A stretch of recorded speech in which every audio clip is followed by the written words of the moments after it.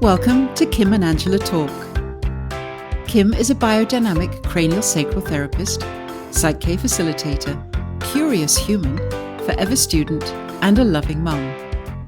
Angela is a Reiki master, PSYCH-K facilitator, metaphysical nerd, compulsive learner, and childless cat lady. Come along for the ride as they explore the mysteries of the universe and their own lives, all while enjoying a good laugh together. Hi, I'm Angela. And I'm Kim. And together we're Kim and Angela Talk. Hey Kim, how you doing? I'm great. How are you doing today? It's a pretty low energy day for me. Oh, that's okay. It It's happens. all energy. Yes, It does. It's all energy. And load, we need them all, yeah. Well, it's one of the things I was thinking about earlier is like, a lot of times I'll start off and I'll be like, I'm doing great because that's the intention I set for today. Well, sometimes this is great. This is what you can do to be great. Even if it's low energy, you're setting the intention to have a good day. It doesn't mean that every day is going to be like stellar, it just means that I got out of bed. I made it here. Yeah. And we are together, so yay. We're together, we're recording, so it's all good. And we're trying out new software, so that's kind of exciting. It is, yes, definitely for you, for all your editing and stuff, so that'd be wonderful. Yeah, I'm hoping that this will make post-production a little bit easier. Is this breaking the fourth wall? Audience, we're breaking the fourth wall. This is actually, happens. Sorry. I don't know. I don't know how many people know what breaking the fourth wall is anymore. Do you know what that is? I think I heard about that term relative to, can you do that like on stage performances? Stage performance movies, generally, it's like when an actor acknowledges there's an audience watching. Right, yes. Yeah, like the Deadpool movies, like Ryan Reynolds does it all the time in the Deadpool movies. Oh, okay, where he's talking to the audience going, yeah, that's breaking the fourth wall. This is what you get when you hang out with someone who studied media production. I love it. A lot of annoying, useless trivia. Very grateful that you did. Yeah, that's true. so that you know these things. Yeah, lots of useless trivia. I think my favorite was in the China Syndrome, being like, I think his name is Kirk Douglas. I forget the actor's names, but whatever. But he's got like a CP16, which is a specific kind of news camera. And I'm like, oh yeah, that's a CP16. And like a bunch of stuff nobody cares about. Right. But you know it. So that's awesome. But I know it. Yeah. Well, different microphones. Probably, yeah. Different cameras. Very cool. Oh yeah, there was a really funny one where I was watching a movie and it was it was set in the 70s or something, and like they were shooting a porno in the background. It wasn't the main movie, but it was like one of those 70s pornos, so I'm sure it's pretty tame compared to today's. Not that I watch that stuff, right. But if you do, that's fine, that's great. But they were using a Bolex 16 millimeter camera, so that's what I was excited about. I was like, oh cool, it's a Bolex with a bayonet mount. How awesome is that? Priorities. Yeah, that's good. Yeah. So yes, very nice. Yeah, probably not what most people are looking at in that kind of a scene. Maybe not. But again, it's through the eyes of our perception of what we know. So that's true for most things, right? Yeah, I know. It's so weird what we pay attention to, and it is definitely very much about the perceptions of what we know and our experiences, which is so funny because even though that was a long rambling intro, it goes right into my message. Or wouldn't say it goes right into the message, but it provides a nice segue. Which, because my message today came from my Kyle Gray Keepers of the Light deck. And my message is Serapis Bay, which I don't know if that's really how you pronounce his name. It's Ascension. Okay. So, Egyptian dude, got the snakes on top there. Move into your true self, rise above the darkness. The light is there, is the card. But the specific message from the card was, acknowledge your growth and experience. It's important to cherish this time and to realize that without the challenges or obstacles you have faced, you wouldn't be as strong, powerful, or focused as you are today. Oh, boom. Yeah. Okay. Very true. Very true. Yeah. And this past week has been a lot about looking at the things that I have gone through in my life. Because, as you know, I have moved on to the body code certification. Oh, right. And Yes. I keep doing things that I feel like, oh, this will be easy. They are not always. I was trying to explain to someone else who was going to be one. I'm not sure if she's still going to be after this conversation, but was planning on being my one of my body code practice clients, and she's like, and I was like explaining how things are tapping into parts of my childhood that are kind of a blank for me. But your subconscious records all this stuff. Your subconscious knows whether or not you can access those memories consciously is another thing. And a lot of times it's a blessing not to be able to access those memories. They're buried for a reason. And I'm not saying that I'm able to now access memories so much as having suspicions confirmed, but in a way where I'm pretty sure this is true because, like, I'll test a number of ideas, and some of them are come up weak or a no, and some will come up as strong or a yes. And I would say it's pretty much in alignment with what I believed anyway, as far as like facts, but providing more detail that Okay. I necessarily did not want to know, Right. actually. So, and because it's like a lot of times when you go through childhood traumas or any trauma, actually, it doesn't have to be a childhood trauma. It could be something that happens like that's so traumatic as an adult that you just blank that out totally, right? Mm-hmm. In accessing these things is it's really about your subconscious, and the body code is like, okay, so this is what we're dealing with. You don't have to actually remember the whole thing, but just sort of acknowledging, having that. We talked about this a little bit before, about the witnessing of what you've Mm-hmm. gone Mm-hmm. through, the witnessing of what Okay. you've survived. Mm-hmm. Yeah.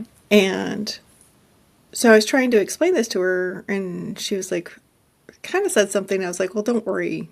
It's not going to go there for you if you're not ready for it. But I've been Mm-hmm. doing a lot of work on myself over the years, and apparently I'm ready for it. Apparently I'm ready for Uh-huh. some dark shit, Oh, right? oh. Mm-hmm. And I'm not gonna, that's another thing. It's like I don't want to go into details. I don't really want to know the details. I don't want to have this as a video playing in my mind, and I don't need to have it. I used Mm-hmm. other techniques that's I learned from Sam, actually, who we had on last week, to Right. neutralize those memories, like the things that were coming up, kind of neutralize them and erase them so that they can just be out of my system. Okay. But the memory is one thing. There's still the effect on your body because it's the energy of the body, and they're coming up for a reason. They're coming up to be released. And as I look at Mm-hmm. it, I'm very glad to have these trapped emotions and these other energies being released from my system, especially like the trapped emotions and there was like certain belief patterns and other things that came up. So it's been a pretty intense week because, like, again, I was like, oh, this Right. will be interesting. This will be a good way to practice Yeah, it for won't be myself too bad. Yeah, it won't be too bad. Hmm. down the rabbit hole. Because apparently you had touched on something that, like, there's this stuff that happened that is really quite pivotal to every other things, and so that's where I'm getting at. And I've done 2 sessions on the same thing, and I'm still in the process of it. So it's not like a easy one and done thing. But definitely what I've been experiencing is, these sort of like dark times and these a very not good time in my life between I thought it was only 6 and 7, but apparently it was 6 to 8. That at least now I'm getting to release those energies And it's hard to say, what any purpose is of this, what the, except for the fact that it's something that happened. And it does make things like saying it's not happening to you, it's happening for you, a little bit harder to deal with sometimes because you're like, I was a kid. What? Yeah. Yeah. But again, at least I don't have the memories of it. And I'm getting to process this stuff and release this stuff now. And maybe that's the whole point of it, just to be at this point where I am now, where I really want to be working on this and transforming myself physically, emotionally, spiritually to get to the higher point, to ascend in a way. I mean, not ascension as in like, the whole thing, but like ascension isn't necessarily about like becoming enlightened and turning to light and floating up to heaven or whatever. It's about Yeah. rising above the level of energy that you're at the moment, especially if it's a denser energy. And it definitely hasn't been easy. I had a couple really tough nights here, and I would say one thing that kind of made it a little bit easier, but not easy at the same time, was like I did a session, a couple body code sessions for a dog who had been abused, and I won't go into too much details because it's pretty not it's not good. And I realized afterwards, I was like, oh, me and this dog have a lot in common.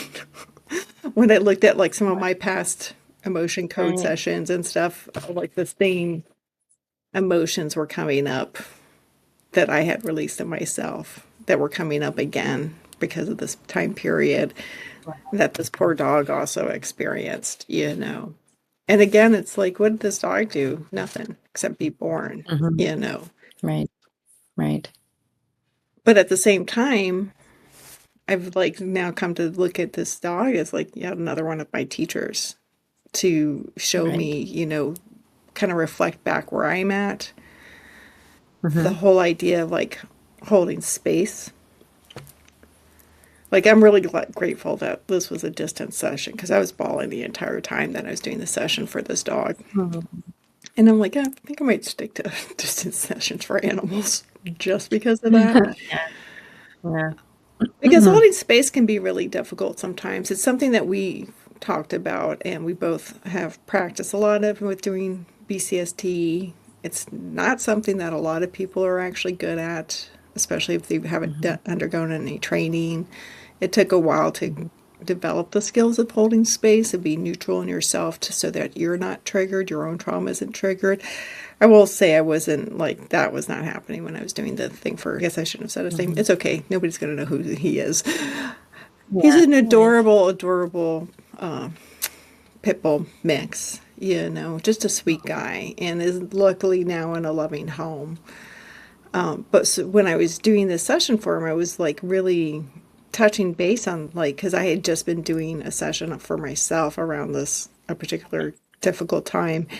And it was, just to see these like sort of commonalities come up to like realize, how much holding space is a skill, because like when I was having this conversation with my friend, she called me at the wrong time for her, apparently. Or maybe it was the right time. I don't know. Because apparently whatever I was saying was triggering her, and she was not holding space for me. Wow. Okay. Right. Well, I mean, but there's a perfect viewing of exactly what happens, right? Yeah. So doing our work, you can only hold what you can hold. And processing your own stuff is so important. So what you did, both for yourself and then for the dog, you're processing through your own stuff, and he enabled more processing to go on because it still brought stuff up for you, seeing all that and feeling that. But then having processed that, then, seeing someone else or having a client that's going to bring up similar things, then you're not going to have the same reaction, and you will be able to be expansive and hold the space. And I think that's the beautiful thing. I was just watching a video today, and the lady has been a practitioner of, all these kind of energy kind of things for like 30 years. And she's like, in the beginning, you know, she'd have people coming to see her and, you know, trying to figure stuff out in the beginning. She said those people were coming to her with very similar things that she needed to heal up and figure out herself. And in doing so, then it kind of like it wasn't just a one-way healing street. It was kind of like a two-way thing. So I think, you know, much like your friend then being activated, unfortunately, you know, she doesn't have some tools to go ahead and process that. That's not so fun. But yeah, I think people and circumstances and all these things show up for us as that mirror. Yeah, so I'll talk more about that a little bit when we get to my message because it ties in perfectly. So anyway, I just wanted to add that.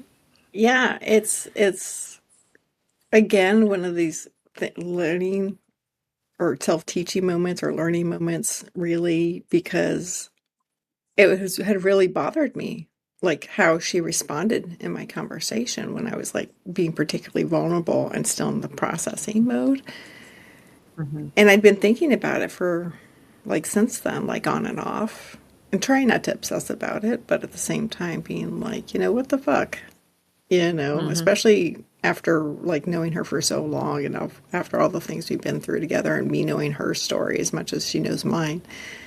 It's like you couldn't just listen, you know, kind of thing. So like just being bothered by that, but then also recognizing this is also for me to learn, you know, about holding space and what someone needs, which I definitely do find easier for human adults as opposed to animals. It's a more difficult for animals, I feel like, for animals or kids, because it's just like there's that vulnerability there, you know, and also being able to identify with that of like having stuff happen when you are really vulnerable, a vulnerable person. Exactly. Right. And so, and because I got very, you know, like I experienced a lot of anger towards the people who did this to this dog, you know, as you know, because I think I texted you and I was like, and you're like, whoa, Angela. And it's like, yes, you're right. Because again, it goes back to the like, you know, we talk a lot about forgiveness, and sometimes it's really hard. Sometimes it's really hard to be like, to acknowledge the fact that people who do things, monstrous things, are not actually monsters. They're human beings and they're having their own experience and they're still a soul within this meat suit, you know, but they're doing monstrous things, but they're not monstrous. They're not monsters. But, and then to be like, okay, well, what must have happened to these people that they could then go and do these things to this poor defenseless animal? How awful must it have been for them in their lives to be where they are now? Right. So, because like, again, with my own healing journey, it kind of helped me to put it in context, because like with this stuff, you know, I'm finding more and more reasons that I need to forgive my mother. And trying to go back to the whole compassion, being compassionate, to recognize that she had her own difficulties, her own childhood trauma, and really, you know, did the best she could. But it also, but then you have to like look at that and go back to like, you know, forgiveness can be so hard, so difficult when you're really embroiled in like what you have, like the things that happen that you have to forgive for. And again, not for their benefit, but for your own. So for my own benefit, I had to forgive these people who did these terrible things to this dog who I feel so connected to now. I have to continue to forgive my mother and the person who did the things, you know, because they have their own journey, their own karma, their own stuff. And it's not for me to decide what happens to them or what punishment to be meted out or anything like that. It's all about for me to let this stuff go, to let it release so it's no longer affecting my system. Because these energies, like when you're having like dense energy stuck in your body, it does have a real physical effect on you. Yeah, well, it kind of lends itself to like a distortion within your system, Yes. right? So we want to process it. Yeah. So, and forgiveness is a part of that. Again, not saying what anybody did was right. Or that, or even like, because I've also heard people be like, well, what did you do in a past life? Or what did you do to deserve this sort of stuff? And that's also really not helpful. Yeah. You know, it's akin to victim blaming. Oh, well, she was wearing that skirt, so she deserved it kind of crap. You know what Yeah. I mean? Right. It's the same Right. thing. You know, nobody really deserves this stuff. You know, maybe there's experiences that we have to go through to learn from, but, you know, saying, oh, you must have like been terrible in a past life or whatever, And because deserve that's not this. Yeah. necessarily, yeah, it's not necessarily true anyway. And how the hell do you know? And who makes you the judge of karma? You know what I mean? So screw you, Betty. You know, Yeah. Yeah. and I also don't believe that that is, you know, that there's always a direct correlation to stuff like that, because there's, you know, beings in this that come to this earth that are their purpose is to suffer, but not because they did something terrible in a past life, but because they're to be an example and to transform transform trauma or transform karma or dharma or whatever for more than themselves, but not to, but because they are so higher up in that field, like they're at a higher level before they come Right. here, and they've agreed to that, to come Right. into and take the burdens on. Like a lot of, I was studying with a woman, Deirdre Hayde, and she was talking about going, like meeting a little girl who had cancer. And it was very clear that her role in this lifetime was to transform the karma of her family, and as well as being a teacher for them about compassion and a whole bunch of other stuff, I'm sure. And the little girl knew it, but she couldn't share that stuff with her parents because her parents were just not there. But when Deirdre went, who was a mystic and very gifted, and went and talked to her, it was like the little girl had somebody she could talk to and say, yeah, because like Deirdre said, oh, you're an angel. And she's like, yeah, I know. You know, and so they had this interesting, and sometimes that's why people are here. You know, sometimes that's their whole point of being, is to have the suffering because they can deal with it. You know, because Right. it's part of their role for this in this lifetime. Right.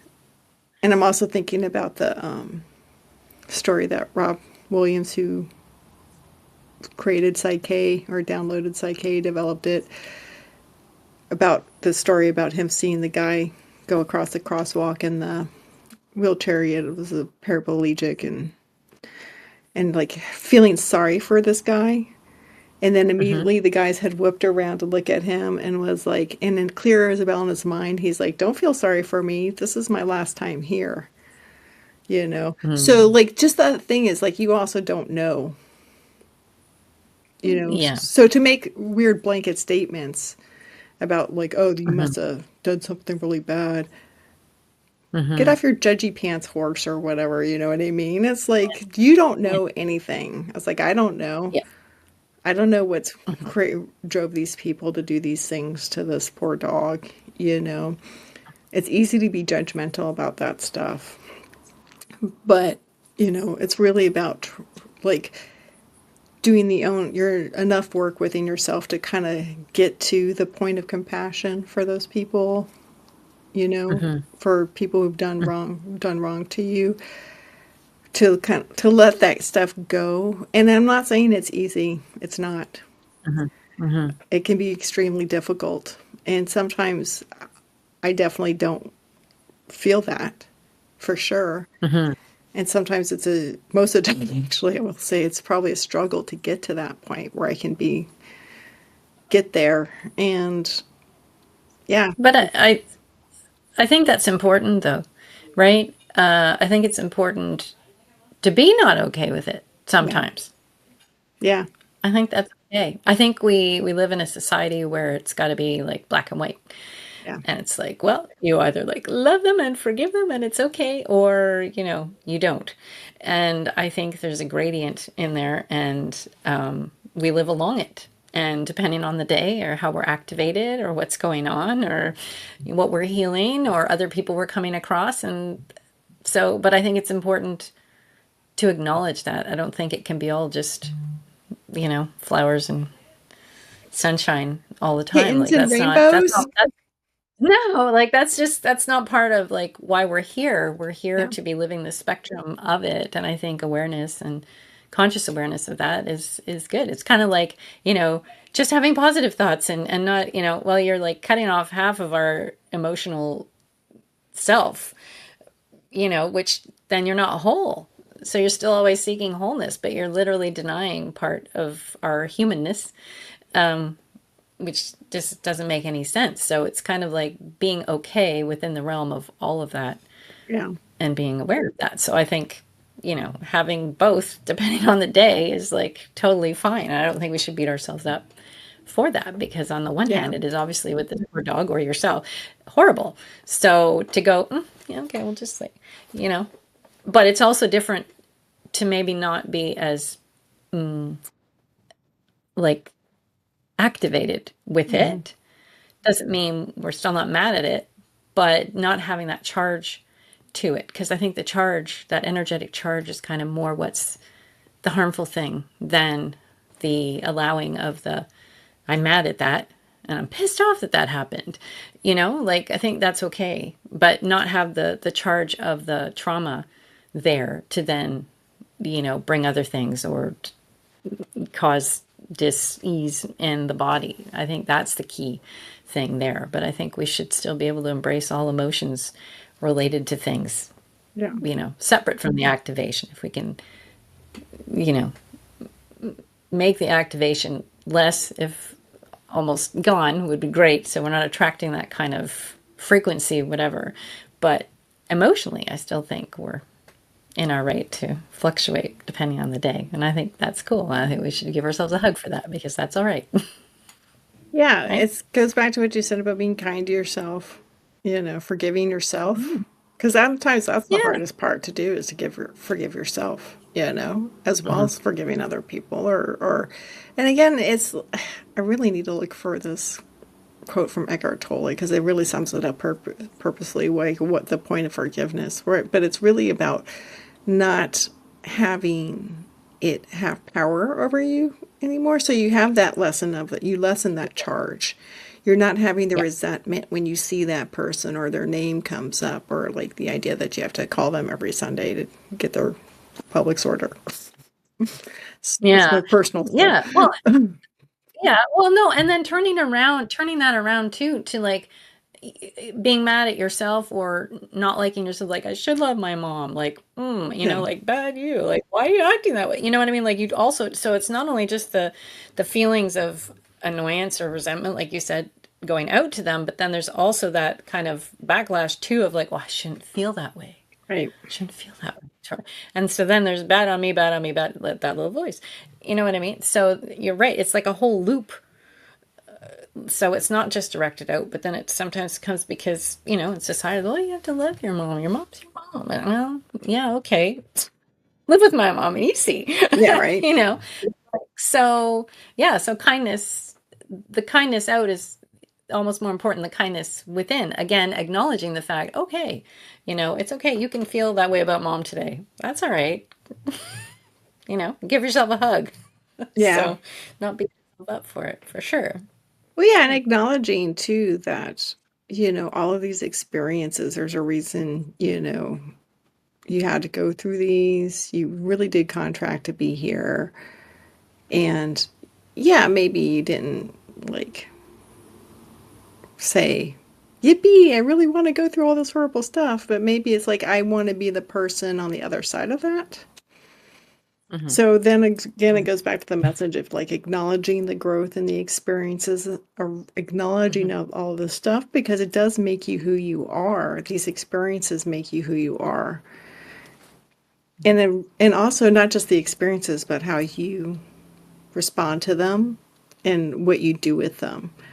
Are you going to let these experiences keep you down for your entire life? Or are you going to use these experiences as the kindling or the wood for the fire that is your rebirth? Just to wrap it into a phoenix metaphor there. Yeah, love that. Phoenix. Love that. Yeah. Yeah. So, I mean, you can really go any way. It's your choice, your free will. And I know a lot of people who kind of let the quagmire of their past kind of be their existence. But it's unfortunate. And even if you love them, it's not like you can't do that for them, you know? But then a lot of people are, you know, when you show up to do the work, when you show up to release stuff or to heal, and, you know, every little thing counts, helps you get out of that quagmire. And I feel like when you can get to the point where you can look back and say, okay, yeah, that stuff sucked, but it made me who I am. It really shaped me, and I've learned from that stuff. It's a pretty powerful place. Yeah, it definitely reinstates your own power for sure. Yeah. For sure. Yep. Agreed. And I mean, I think sometimes too, you know, depending on where they're at in their journey, and also tools that they have or people that they come across, but everything in divine timing. But, you know, it might be too overwhelming for people to even think, well, there's even a possibility for me to get over that. Like, how could I, you know, don't even want to go there again. So, and as I've said in many other episodes, there's different methodologies that don't have to address the trauma head on, and there's different ways of going about things slowly and titrating things. And so there's definitely hope in and amongst all of the bad things to diffuse it and to come at it slowly, that it's not re-traumatizing and stuff. But yeah, sometimes people don't realize it's just like, well, it's not going to change. Nothing's going to change, you know, but it can. Not with that attitude. No, with that attitude, no, but slowly but surely. I mean, you know, to be where you are right now, to be where I am right now, it's proof positive that things change slowly and evolve and become totally different, where you don't even recognize kind of like, you know, where that other person go. And it's like, and who is this person? Oh yeah. Because it does just, I don't even know how to describe it. And it's not even like you go, oh, okay, I'm changed now. It's just such a slow kind of thing. And then you wake up one day and you go, oh my gosh, I can do this without feeling nervous about it, or I can do this. And, you know, that used to really piss me off, but now it doesn't. And that's so weird. Like when you really start and look around and go, you know, there's still stuff that does come up. And then that becomes, you know, a little poke of knowledge of, oh, that might be something to look at. Right. And then just kind of go down that little path and see. But yeah, it's a doable thing. But yeah. Yeah. I think you'll enjoy one of my latest realizations of a behavior that's changed for me. Ooh. I was driving here today and I realized, oh, I don't think Kim would be afraid to be in the car with me today. I was like, we were just chilling. I was driving in a very chill manner, not like I had to outrun something or whatever is the motivating factor of my need for speed while driving.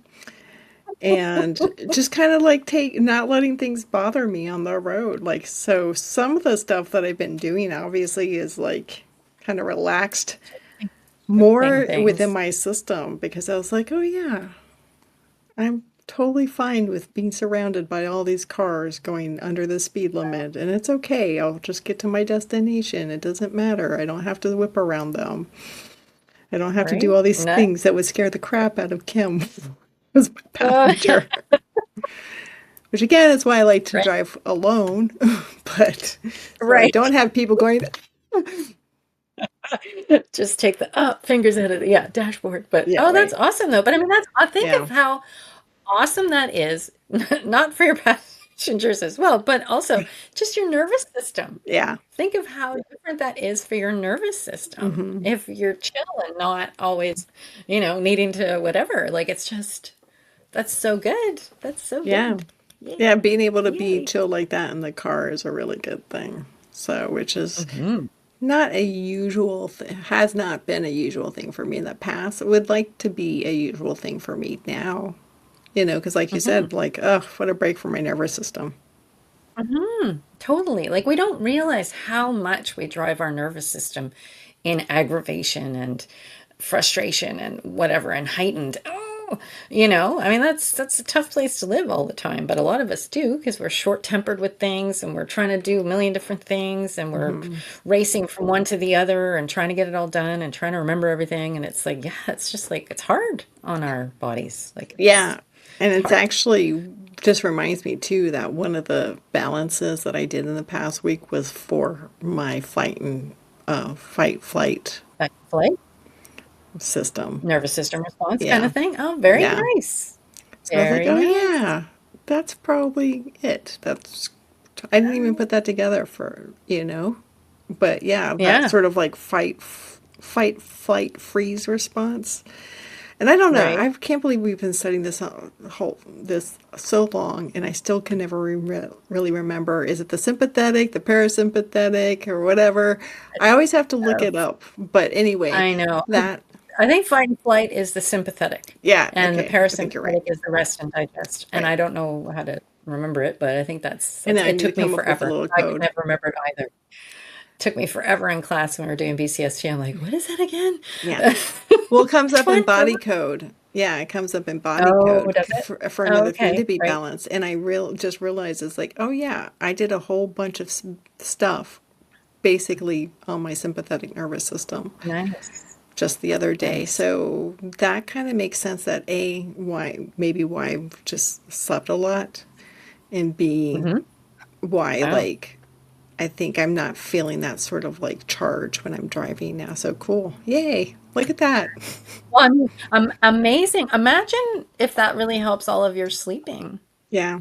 too, because we have to think it's kind of like, again, going back to this, I'll have to share the video that I watched, and it's that Dr. Sue Morter I think that's how you pronounce her name, and she wrote a book called it's the Energy Codes, I think, and that's what she was talking about, is how she described this thing where, let's say you meet a bear, and obviously the logical thing is to be scared and to run. Well, depending on what kind of a bear. But anyways, and so she said, what can happen? So you'll meet the bear, you'll run away, then you're safe. And then all goes back to chill, right?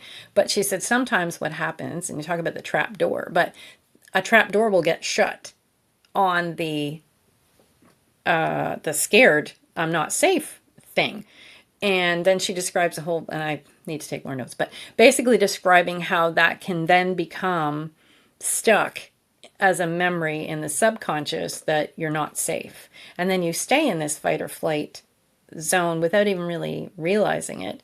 And as we know, it's the parasympathetic and rest and digest and getting into that flow that enables the body to recharge and to heal, and that's where all that goes on. But then if you literally never get out of that fight or flight because we get stuck in it on a loop, then you can't rest well and you can't heal well. And anyway, so she ties that all into healing and stuff. But yeah, so I mean that's great to see how that's going to evolve as far as your sleep patterns and so on and so forth, how that's going to, but I love to hear that it's calmed down the traffic driving. That's great. Yes. I know. Next time Great. we're visiting, you won't be totally Yeah. terrified to be in the car with me.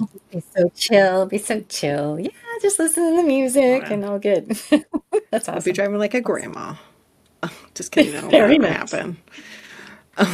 So anyway, but you did say that like a lot of that stuff that we were talking about ties into your message as well.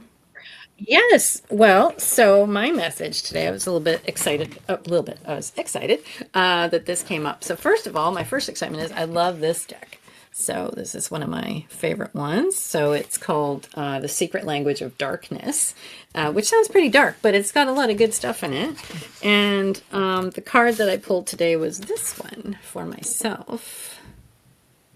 So Nice. it's projection and the world as your emotional canvas. And so I did go through to see if there was like a particular message within, like there's 4 pages for each card. And so the message that kind of came up in pieces was projection can occur without you realizing it as a way to recognize, and heal a hurt stored deep in your shadow. That was the first part of it. And then unacknowledged hurts from your shadow can be placed upon and attributed to someone or something. And then was also talking about it's our unconscious way to protect ourselves from inner conflict and worry. But this is the part I like. Everything can teach you something. You can assess whether your uncomfortable feelings about someone or something highlight an unresolved personal hurt. And so that for me came into my awareness kind of a long time ago with something that Greg Braden talked about when he talks about I can't remember how many lessons of the Essenes, and it was kind of like using people as mirrors to yourself. And kind of taking every conflict or uncomfortable feeling that you're having as a moment to kind of reflect, to see if it's kind of something that you have within yourself that maybe you don't like, so you don't really want to see it. Could also be a judgment that you have about something that you're seeing as well. So it might not be something that you actually like have within you, but it might be a judgment that you have, which you might want to look at and then resolve for whatever that's all about. So I really find that extremely helpful. Not always comfortable, but extremely helpful. Especially like within the family unit when something comes up. And you and I have worked on things that I'll have an interaction with someone in the family and I get this really bad feeling. And now that I'm kind of trying to track these things, I'm like, what am I doing now? I really feel like I want to just run away. I want to run away and hide, or I feel really small, like I'm little, and it just feels really uncomfortable. And I don't want to be having this conversation. And I just want to like exit the room. So then it's kind of like, ooh, write that down to have a session with you so that we can discuss it, because I feel like there's like stuff in there to unpack. Because as an adult, standing when I'm thinking, having this discussion with another adult, it's kind of like, well, this feeling makes no sense in this context of like what we're talking about or whatever. But the feeling was so apparent and so uncomfortable. And I'm like, So then we went and then we did one of your things. I don't remember which one we did. Was it body code related to that one? I thought I was still doing emotion code at that time. It could have been the emotion code thing. And then we tied it in with a PSYCH-K thing after that to make some goal statements relative to it. So it was like freaking beautiful. It was did both. Pretty perfect. Yeah. And it was pretty perfect, and it was as large as what I thought it was, and it was also very historic. And so it was wonderful to unpack and to see, because to get whatever that was attributed to the things that we found, to be able to diffuse that and transmute it and release it, it was just amazing. And I mean, it all kind of made sense going back historically to different things. Some I still haven't quite figured out, but we don't need to know what was tied in at certain ages.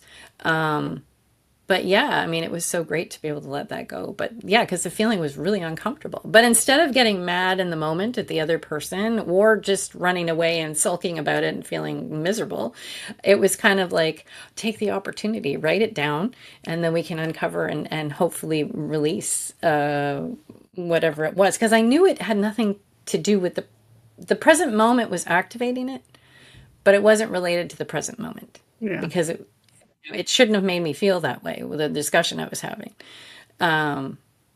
So I think that's the thing, is like everything we see, I think it's really great to acknowledge when you're frustrated by something or annoyed by something, like, oh, that person really annoys me when they do XYZ. Well, okay, just ponder for a second. Just have a little moment of curiosity around what it is, and just see kind of what comes up. And I love having all the tools that we have that we can then address that. We can ask for messages related to it, or the emotion code to see if there's something trapped related to it. And sometimes using both is just a beautiful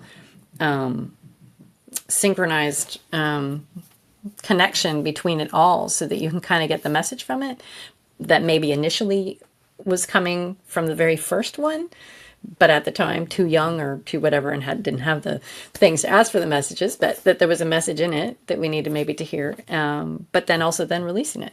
So it's kind of like, great, got everything we needed out of it. So yeah, anyway, I can't say enough because I find it so exciting.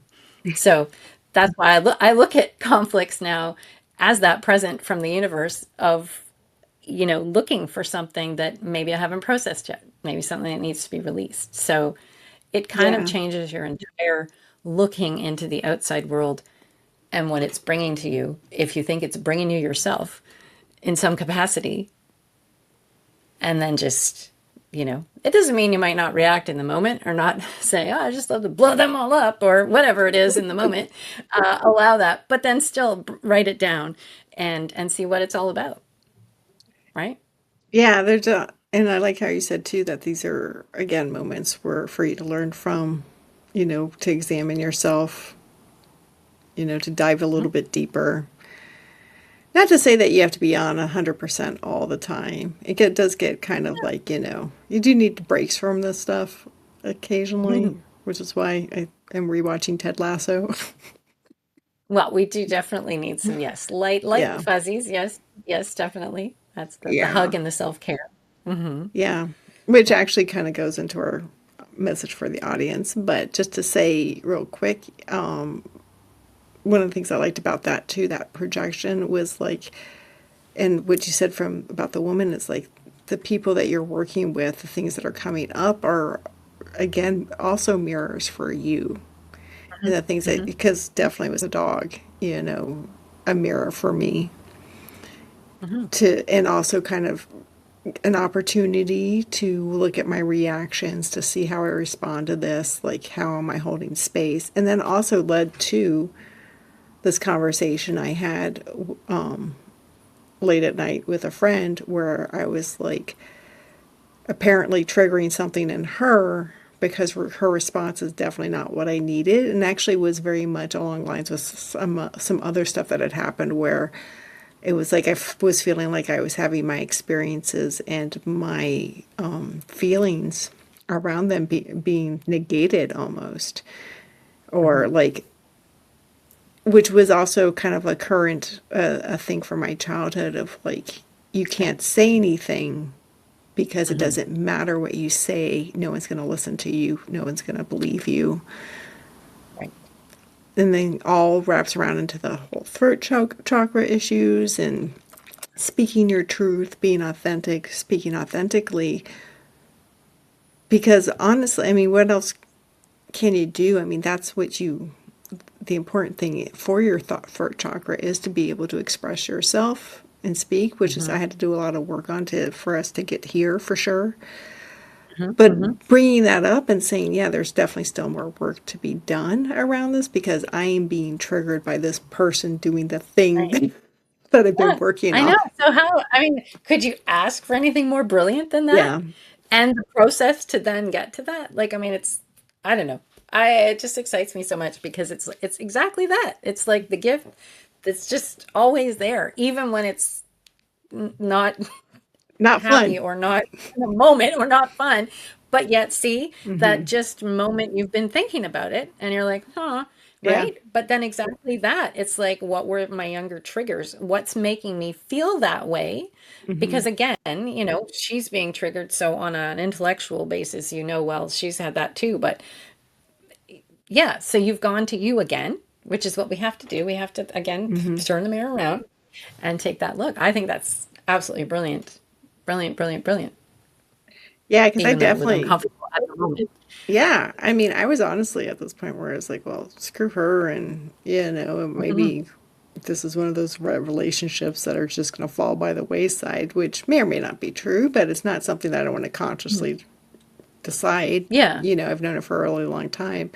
But it's like Yeah. I went from being kind of like, screw this experience or whatever Mhm. Mhm. to, okay, what is this teaching me? What turn the mirror Mhm. around, like you said, turn that mirror back. Mhm. What am I to learn about this? Well, it's a good teacher for holding space. Like, how do I respond when someone's saying something that's really difficult for me to listen to? Mhm. Luckily, I have a lot of tools, and when it happens in the office or on Zoom, I'm prepared for it. Mhm. And that's the thing. My friend was probably not prepared for this conversation. Mhm. Mhm. you Mhm. know, Right. but Yeah. like, Overwhelm. Overwhelm. yeah, and honest, Yeah. and like, even though I feel like with doing the session with the dog, it was okay because that was obviously a processing that I need because it was so resonant with a lot of my own Mhm. trapped emotions that Mhm. were coming that had been released and still needed to be released. Like that was fine, and I think that was sort of the purpose because the second session I did for him was not the same. I was like I was not having the Mhm. same kind of emotional response. I felt like I needed had that process that I needed. Right. Right. But when someone's in your office or you have the schedule, you put yourself in that space that like in Psych-K we call it assume a talk because they have to call it something different. We just call it holding space normally, where Yeah. you're holding that Yeah. space when you're being a witness and a listener. Like we're prepared for that, so it's a lot easier. And she hasn't had Mhm. that training, Mhm. so Mhm. also having that forgiveness for her, like oh she was just I triggered her somehow. And that's Mhm. why the things Mhm. that she was saying, the things she was saying to me, Mhm. because I know it was from a place of love, that she thought she was being helpful. She was not, Right. but she thought she Right. was. Right. Not what you needed, but yeah. Yeah, it was not Yeah. what I needed at that time. But I also wasn't in a space to be like, this isn't helpful. I just Mhm. kind of let it Mhm. go and hung up. We got off the phone call as soon as possible. But like turning that mirror around, okay, what's the lesson here? What's the lesson with Mhm. this other person? When, people, and it's also a thing is like, well, this is definitely not any experience I want to have for anybody who's coming to me, you Mhm. know, Mhm. to feel like I'm negating them or I'm trying to explain their feelings to them or anything like that. It's Mhm. like, no, that's not my role. My Mhm. role is just to be a witness, to facilitate, be a witness. And if someone wants to tell me their experiences, to listen to them, but not to tell them, to, you know, make it clear that I'm hearing them, but not to tell them what their experiences mean for them, Mhm. or that, Mhm. oh, no, you're probably remembering that wrong, which is what I got. And, Mm. it's like some, like, or like, oh, well, like, you have to do this, you have to do that. That's not my role. Yeah. So having these experiences of how other people are in the situation has actually been as uncomfortable and is not feeling great as they were at the time.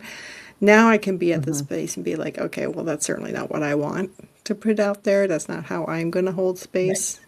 you know Yeah. that's not my Mhm. job. you know and so again, using it just as another teaching method, not just for myself but also to be more forgiving for them, and that they Mhm. just like, Mhm. they're just not there, or they're Yeah. just, Yeah. or not to say that like I'm there or whatever, but to say that More that's not their aware. yeah, what, that's just not the space that they're in, or like, Mhm. Mhm. or whatever. And so also, not I know not to look for that there when I need it. Mhm. That, Mhm. Right. Right. because part of it too is like you don't necessarily want to ask people to do something that they're not trained for, or Mhm. don't have the capacity really to set themselves aside to listen to you. Right. Right. Right. So they didn't spend all this Yeah. money learning how to sit still. When all I really Yeah. needed to do was listen to Mike Boxhall's book, doing a Right. plug there. Right. The teaching's not, Yeah. oh, the Yeah. empty chair, the teaching's not the t-shirt.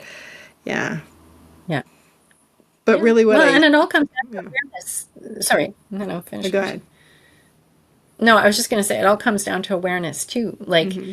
in a session, if we're activated by something that's happening, is to be aware of it and to acknowledge it Yeah. in order to have it dissipate, right? Like not denying it. We've said that before. Because stuff will come up that may activate it if we're not prepared for it. But like you said, we've been trained in a way to then be able to put that aside, acknowledge it for, oh, that's interesting. That's showing up for me too. And then being able to put that aside for the client. So, Yeah. yeah. So, yeah. No, that's for a session on myself later. Exactly. Make a note. Yeah. For Very real. cool. Very cool. So, because we talked about self-care, I'm forcing these segues, so sorry about that. Oh, no. Well, we almost went into a segue before perfectly, but then we Almost. had to just finish up kind of mine. Yeah. So it's all good. Yeah. Well, I'm So I'm excited. So segueing for my the audience, ass into the message for the audience, which is from my Kuan Yin deck, very Alana nice. Fairchild Love Kuan her Yin deck. deck. And I Love feel that like one. more men would get into oracle decks if they knew, well, straight men would get into oracle decks if they knew how many boobies they could see in an Alana Fairchild deck. Yeah, definitely. Not so much in this one. She's got some nipples going. But, like, Yeah, there's definitely some in there for sure. yeah. So, but it's Veil of Shadows is this one. So more shadow work. I know, more Interesting. shadow work. Interesting. That's Shadow my, side. yeah, it's just so funny how all this stuff sort of comes up. And the Mm-hmm. message from this is, I'm actually going to read this one out of the book, even though I wrote it down. This oracle card asks you to look at where you can nourish your emotional and physical life with more focus. Perhaps through art, creativity, journaling your dreams, creating collages, or engaging in dance or other forms of movement. Your spirit needs it to thrive at this time. As we mentioned, self-care.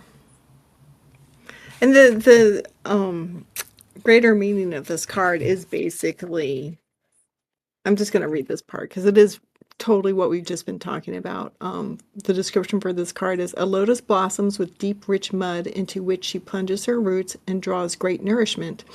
From this mud, made of water and earth, growth happens and great beauty is revealed.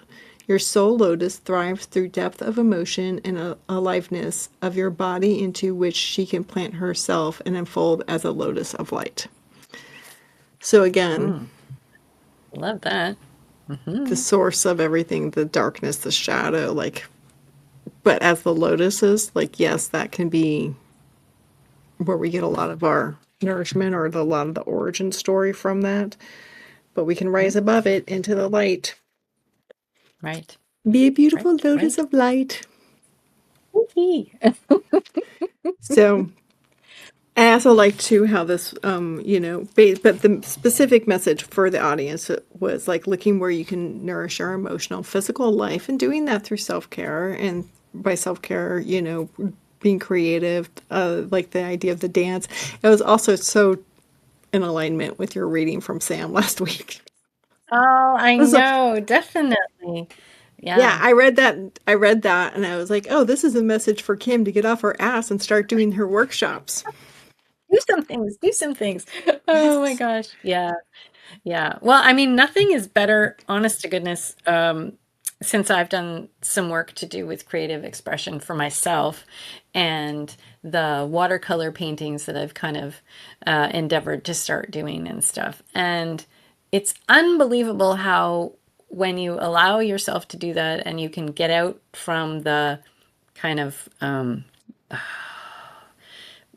personal assessment for like making it perfect or having a thing look right or the colors mix right or whatever. And I'm going to say I've approached it with intellect, as I always do, making my little cards with each one of my little colors so that I know exactly what they're going to paint like. So I haven't totally removed my brain capacity from it.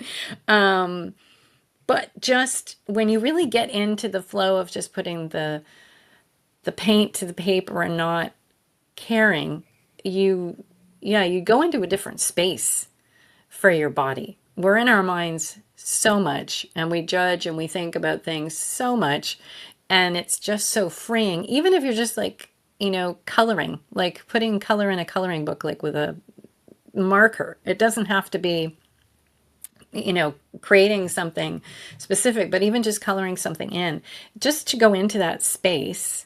It's the same thing as gardening. It's going into that space of, you're not thinking about the garden when you're digging in the dirt kind of thing and you're checking out the worms and whatever. You just kind of go into this different zone, and it's so freeing. And I think we've lost that because we're always assessing and we're always, I have to figure out how to do it. And I know that's what gets me stuck. And I know I still fall into it. I had a great time coloring in a picture that was pre-drawn with like the paint. So I didn't have to figure out how it was going to look because I was just kind of filling it in, but I was getting used to the paint colors and how it goes on the paper and so on. But then I literally got to the end and I had like these 2 leaves to do, these 2 big leaves. And I had kind of interlaid I should show it to you. Should I show the audience? Can I show the audience? Is that silly? Yes. I can show them, or it's silly. Yeah, you can totally show them. I That's can right edit the here. part Hold on. out where you're off camera. Don't worry Right, about me. Okay. Well, this is it here. Oh, pretty. So that's my end product. But you see these leaves down here? Uh-huh. I wanted to do everything in green, different shades of green, because I have so many different shades in all my different paints. And so I kind of wanted to make the picture all about these different greens. That was I wasn't really worried about who was going to come in front of who. I just wanted all these different colors just to see them. And so I got to the end and I had used kind of all the nice colors of green that I wanted, but then I had these leaves left that I needed to figure out another color. And so I'm like, okay, I'll make them darker. And it was a more bluey green, like you can see it, because it kind of wasn't all these like sagey kind of yellowy greens. It had more blue in it. And I put it on the paper and I was like, no, that's not what I wanted. And it was just like, so then I finished that night with what I was doing and I was staring at it. It's like, I love everything except those 2 leaves. I couldn't drop it. And I went to my daughter who does a lot of art and I'm like, I messed it up. She goes, how can you mess it up? You're just practicing. I'm like, I know, but it was so good. And then I messed it up.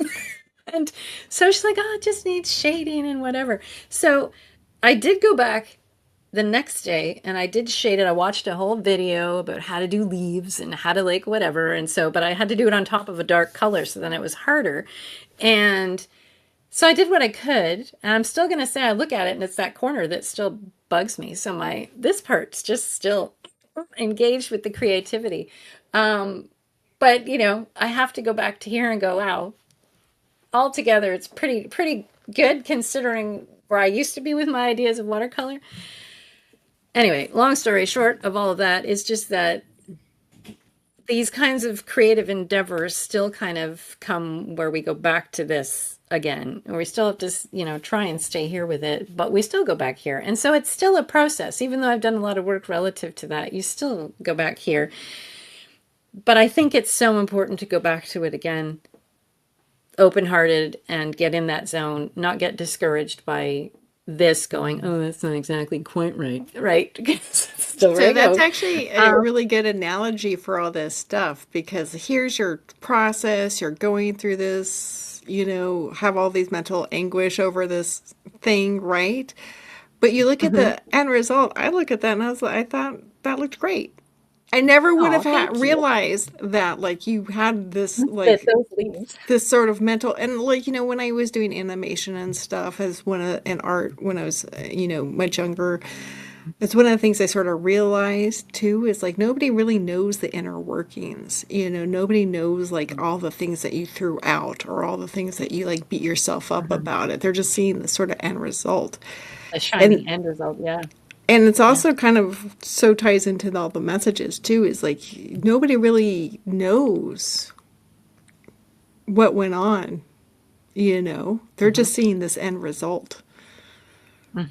And so, and it can be dark or it could be light or whatever. Usually there's a lot of, everybody's got things, everybody has like,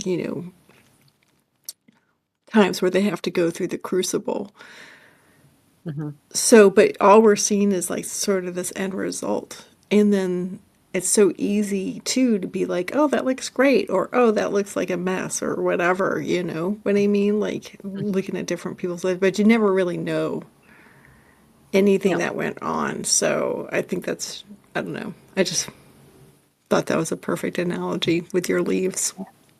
Definitely. Well, it's funny. I remember the video again going back. The lady was talking about how talking about not knowing what's going on, right? And so she said, "Oh, we know we're all told we need to eat healthy and keep our body whatever alkaline and whatever." But she said, if underneath all of that you're going, "Frickin' vegetables, hate this." In your head constantly as you're eating them, she said, is much more harmful than Yeah. if you were eating not as great food. Not that she was Oh, advocating we've that, talked but about she's that too. like, Yeah. I'm happy. Yeah, it's kind of like, so we really have to pay attention to our thoughts. And then obviously then delving into the whole subconscious thing, because that really runs the show and we don't even know what's. Yeah.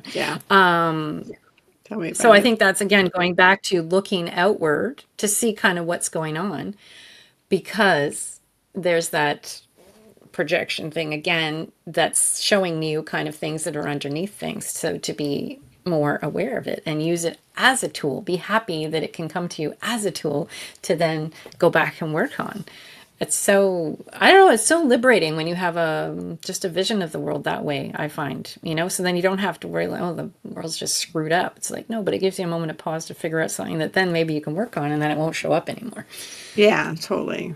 It's a lot more helpful to have that perspective because then makes it easier too to be kind to yourself and to be more forgiving towards yourself, because that's really just a huge part of that, because like a lot of the times when we're doing these periods of self-abuse and negative self-talk and being so hard on ourselves, it's just continuing to do more and more damage. But then if you can flip that switch and you can either negate those, neutralize them, or add positive self-affirming beliefs and statements into it, then it's like you can kind of like start climbing up out of the muck and into the light, be the lotus flower, leave your roots down in there, but the flower part that shines that everybody's going to look at, it will be the beautiful lotus. Ah. Yeah. Yeah, exactly. But that lotus, I'm just going to say, is the entire plant, including the roots and the muck. Exactly. So even though we might be shining that, it's our whole, again, there's that spectrum of all of us. That's the whole thing. And that's important because if we yank you out of the dirt, you know. So it's a whole spectrum, Yeah, it is. I think. So to embrace the whole thing, including the muck. Yeah, I mean that's what nurtures us. That's what made us who we are. Is like all the mucky muck parts, the things that we had to The go good through that we compost. The survived. compost. Yeah, the Yeah, the good compost, right? compost stuff. We can compost it all into nice nourishment that then brings us to Yeah. the light. So it doesn't mean it's like, running around. It's like, yeah, compost it Yeah. all. Yeah. I guess that's the thing is like, do you want to turn that muck into compost or do you want to let that muck bury you? So, and that's the thing. It's everybody's choice. Everybody has a choice on how they want to deal with this. How they want to Yeah. deal with the muck. Do you let it be the thing that nourishes you and shapes you and where you get your strength from and your beauty from, or do you want to let it be the thing that buries you? Yep.